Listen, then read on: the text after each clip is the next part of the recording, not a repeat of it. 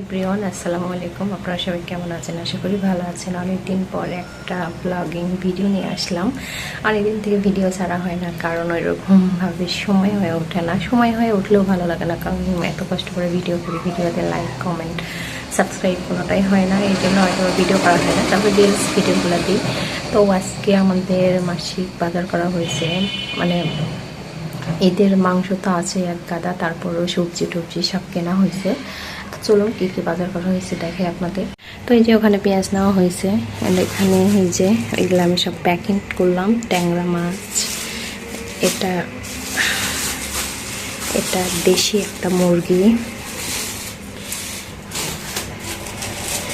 এটাও মুরগি, এইটা আর এইটা দেশ, মানে রোস্টের জন্য নেওয়া হয়েছে। এই যে রোস্টের পিস করে নিয়ে আসছে, দেখতে পাচ্ছেন একবারে স্লাইস করে কেটে নিয়ে আসছে। এই যে তো এক দুটা রোস্টের, এটা দেশি, কারণ তারা মুরগি খায় আর আমারও এটা ওটা রান্না করার পরে। আর এইটাও ট্যাংরা মাছ নিয়ে আসছে, এগুলো হচ্ছে পরে মাছের বাজার।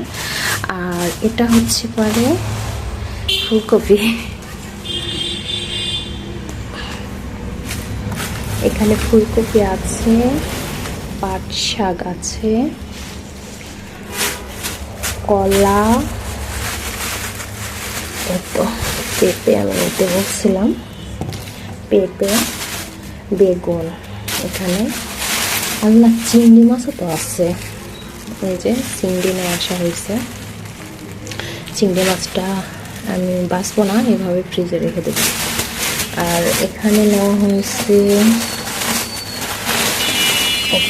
কাঁচামরিচ, তলকি, একটা শসা, তারপর ঝিঙে, আর এখানে কচুমুখির বই আর আলু আছে, আর একটা মিষ্টি কুমড়া, আর পটলও আছে। এই যে তো এগুলো মাসিক বাজার, প্রায় এখানে 5,000 টাকার সব মিলে বাজার।